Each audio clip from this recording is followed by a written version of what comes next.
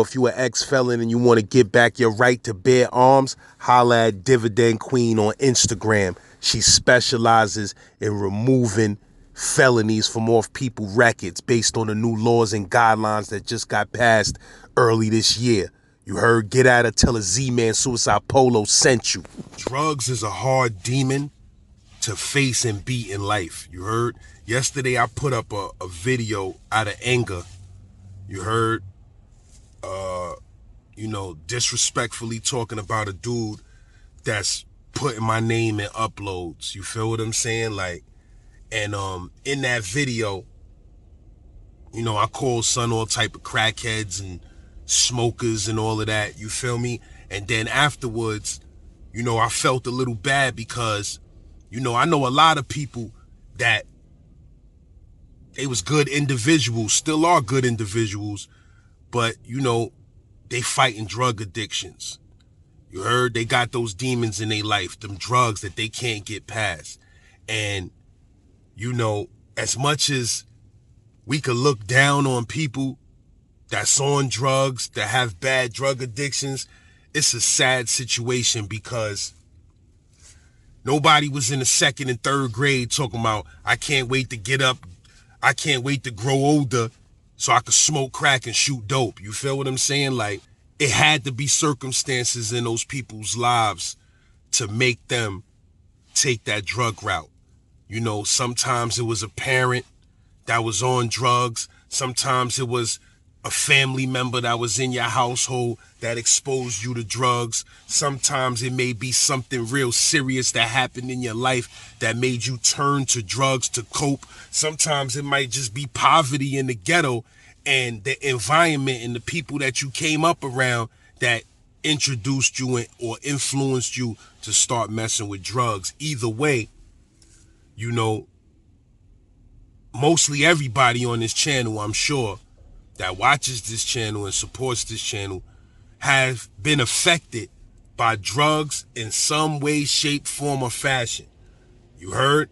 I have family members on drugs that, hurt my feelings growing up. I got a bunch of stories that I'm going to tell soon, about my plight with family members on drugs and things of that nature. You feel me? I've seen drugs ruin a lot of people's lives. I had a friend that shot dope and OD'd in my house. In my crib. You heard? A dude that I kind of grew up with that was a straight A student in school and considered a nerd when he was a kid. You feel what I'm saying? And got around the wrong people and started dipping and dabbing with the wrong stuff. You feel what I'm saying? So yeah, man, that video that I put out where I was calling this individual smokers and crackheads and stuff like that, it couldn't sit right with me too long because, I'm a grown man now and I know and understand that everybody that's struggling with a drug addiction is not a bad person. You feel me? Some dudes is great dudes that they just afflicted by what they're afflicted by. You feel what I'm saying? And they need change and intervention in their lives. And I've known people who had drug addictions and struggled with them and conquered them and never looked back. And I know some dudes that been on drugs for 30, 40 years. You feel me? And they ain't never gonna stop using, or so it seems. And, I decided to make this video right now because I'm driving down the street about to go get me a coffee or whatever from the store. And I see a dude that's just filthy from head to toe. The type of dude when you look, he on drugs. He out here doing whatever he got to do to try to get high. You heard? Son was filthy from head to toe.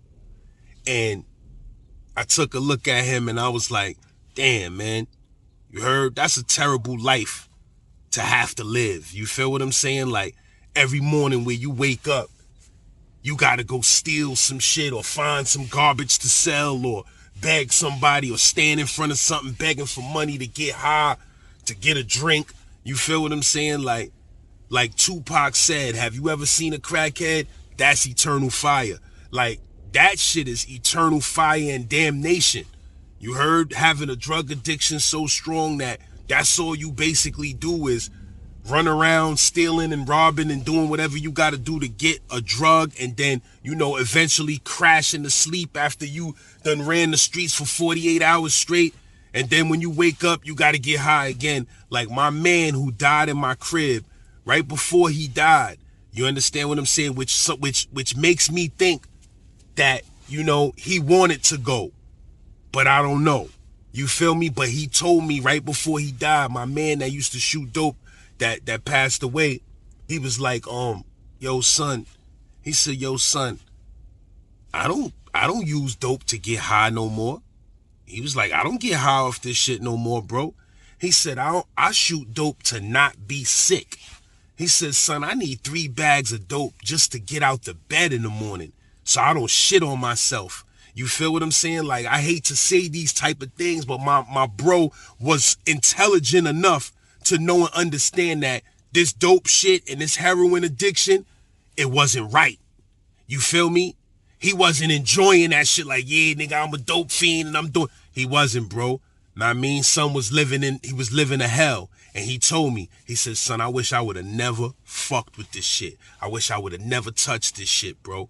He said, because now I just got to get this shit. He said, I'm out here robbing and doing all type of shit just so that I don't be sick, bro. He like, I can't get out the bed if I don't got 3 bags of this shit in the morning.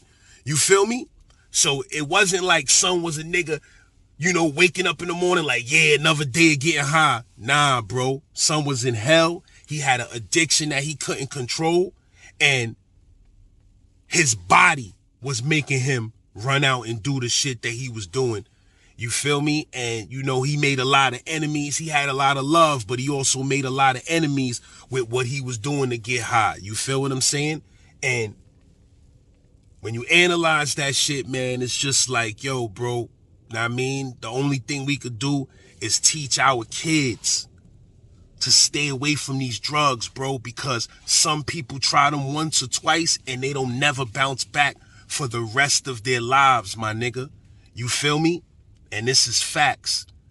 You heard? I never tried a cocaine, a heroin, a pill. I never did none of that, bro, because what drugs did to my life. You feel me? I grew up with drugs in my household and drug spots next door and motherfuckers I know that lost their lives and, you know, dropped out of school to go sell drugs and become a drug kingpin in the 80s and the 90s. You feel me?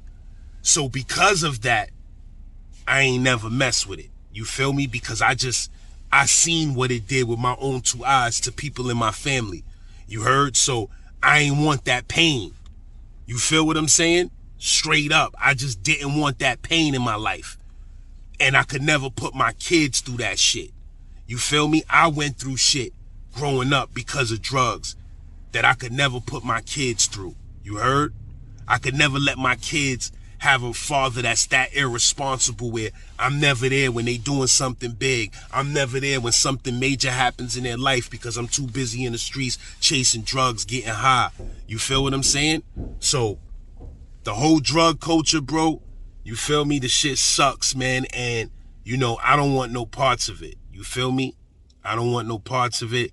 I don't want no dealings with it. When I see drug addicts in the streets, I point them out to my kids. I say, you see this dude? You see why he's falling asleep on the corner like that and all? He's on heroin. He's shooting a drug into his bloodstream with a needle. You feel me? And now he's addicted to it and can't get off it. You heard? Make sure that ain't you. I give it up to my kids just like that. You heard? But yeah, man, I mean, I just wanted to share that because, like I said, I got a couple of dudes that's on YouTube right now.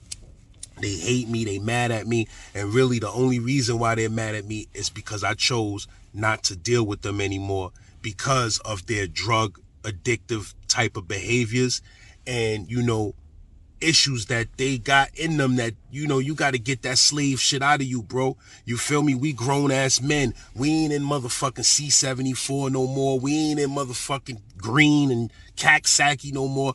Now, my nigga, it's time for us. This is the last chances for us to get our lives together and live the rest of our lives peacefully and financially secure.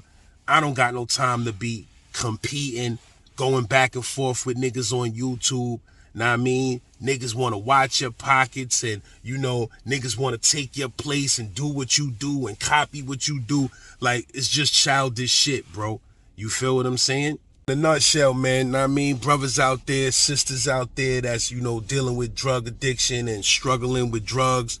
Know what I mean? Yo, I can't tell you, yo, just get off that shit, because I know it ain't that easy. You heard? I know it ain't that easy. I smoke weed. I can't stop smoking weed. Imagine cocaine and dope and, you know what I mean? I understand. That shit is rough. But if you got kids, if you got mothers and fathers and family members who care about you, you gotta get that shit a rest, bro. You gotta at least try to get that shit a rest. You heard?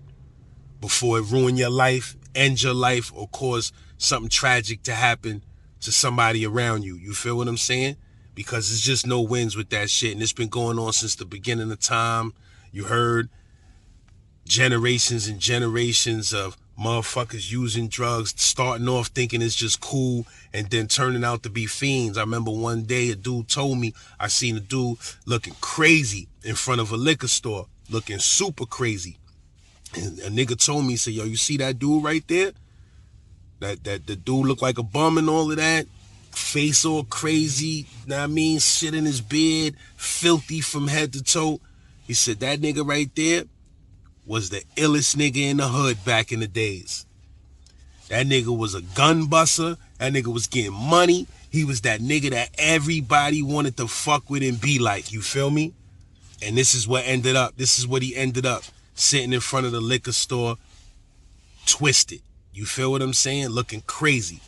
So it could happen to you, bro. Know what I mean? So if you a young nigga out there and you thinking about dipping and dabbing with drugs and you think it's cool to pop a pill every once in a while, my nigga, I'ma let you know.